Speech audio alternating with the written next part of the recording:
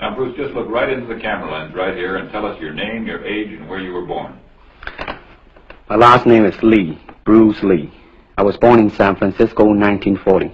I'm 24 right now. And you worked in motion pictures in Hong Kong? Yes, since I was around 6 years old. And when did you leave Hong Kong? 1959, when I was 18. I see. Now look over to me, Bruce, as we talk. I understand you just had a baby boy? Yeah. And you've lost a little sleep over it, have you? 3 nights. And tell the crew what time they shoot the pictures in Hong Kong. Well, it's mostly in the morning because it's kind of noisy in Hong Kong, you know, around 3 million people there. And so every time when they have picture, it's mostly, say, around 12 a.m. to 5 a.m. in the morning. I see. They'd love that there. And you went to college in the United States? Yes. And what did you study? Philosophy. I see. Now, you told me earlier today that karate and jiu-jitsu are not the most powerful or the best forms of Oriental fighting. What is the most powerful or the best form? Well, it's bad to say the best, but in my opinion, I think Kung Fu is pretty good. Would you tell us a little bit about Kung Fu? Well, Kung Fu is originated in China. It is the ancestor of karate and jiu-jitsu. It's more of a complete system, and it's more fluid. By that I mean it's more flowing. There is continuity in movement instead of one movement, two movement, and then stop. Would you look right into the camera lens and explain the principle of the glass of water as it applies to Kung Fu? Well, Kung Fu, the best example would be a glass of water. Why? Because water is the softest substance in the world, but yet it can penetrate the hardest rock or anything, granite, you name it. Water also is insubstantial. By that I mean you cannot grasp hold of it. You cannot punch it and hurt it. So every Kung Fu man is trying to do that, to be soft like water and flexible and adapt itself to the opponent. I see. What's the difference between a Kung Fu punch and a karate punch? Well, the karate punch is like an iron bar, whack. A Kung Fu punch is like an iron chain with an iron ball attached to the end, and it go whang, and it hurt inside. Okay. Now we're going to cut, and in just a second we'll have you stand up and show us some Kung Fu and some movements in Kung Fu. Okay. Cut. Got it. Test X2, take 1. Steve.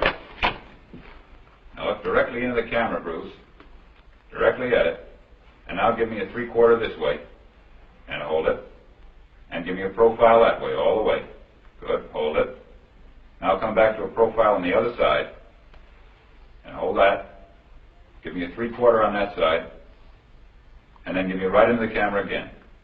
All right. Now the camera will pull back. And Bruce, first show me the movements in the classical Chinese theater. Classical Chinese Well, theater. you know what we talked about in the office. How they walk and how they start to move. Well, in Chinese opera, they have the warrior and then the scholar. The way the warrior walk will be something like this. Walking this way, straight, come out, bend, straight, and then walk out again. An ordinary scholar would be just like a female, a weakling, 90 pounds in child Alice. You'll be just walking, you know, like a girl, real, shoulder up and everything. So by the way they walk, you can immediately tell who they are. Right, what character they represent. Now, show us some Kung Fu movements. Well, it is hard to show it alone, but I will try to do my best. All right, maybe one of the fellows will walk in. You want to walk Yeah, in? it would be... Go ahead. Go ahead. Come on, lady. Okay. Yeah. Although accidents do happen, but, you know... There are various kinds of strike. It depends on where you hit and what weapon you will be using. To the eyes, you would use fingers. Don't worry. To the eyes. Or straight at the face, from the waist, everything on. Hold it just a minute. Let's move this gentleman around this way so you're doing it more into the camera. Okay, swell. And then there is band arm strike, using the waist again into a back fist. And let's have the assistant director back up, just a wait. Okay, go ahead. Continue. And then, of course, Kung Fu is very sneaky. You know, the Chinese, they always hit low. From high, go back to the groin. Don't worry. Now turn around the other way with you, Bruce. Oh, okay. Yeah. And, What you want him to yes. do? These are just natural reactions. That's Right. That is Right. natural. Right into the camera. Cheat into the camera a little bit and show this again. All right. Go ahead. There is the finger jab. There is the punch.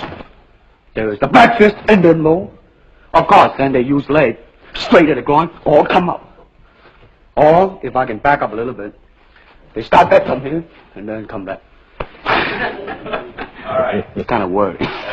He has nothing to worry about. Now, No. once again, show us how a good Kung Fu man would very coolly handle it and walk away, rather than get involved in a series of actions. Cut it. Sound. Okay.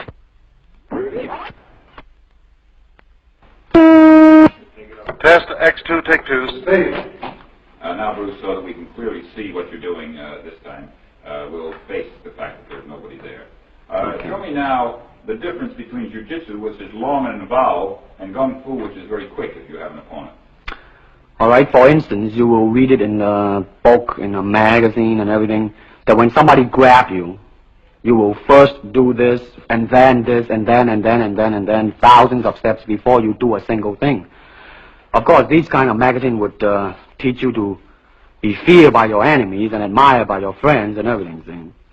But in Kung Fu, it always involves a very fast motion. Like, for instance, a guy grabbing your hand. It's not the idea to do so many steps. Step him right on the instep. He'll let go. This is what we mean by simplicity. Same thing in striking and in everything. It has to be based on a very minimum motion so that everything would be directly expressed. One motion. And he's gone. Doing it gracefully. Not to go, yelling and jumping all over him, but to do it. Excuse me. That's it. Okay, now show me once again just a few movements there. Well, Kung Fu can be practiced alone or with a partner. Practicing alone, they involve forms. Some imitate a crane, a monkey, a praying mantis. This is a crane form. Start off.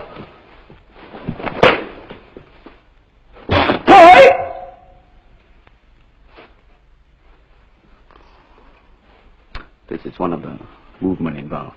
Show us one more movement and then we'll be all through. Okay, I'm glad to hear that. They have the tiger that start like a tiger, using claw to claw the face, or the beak of the crane to the eyes move.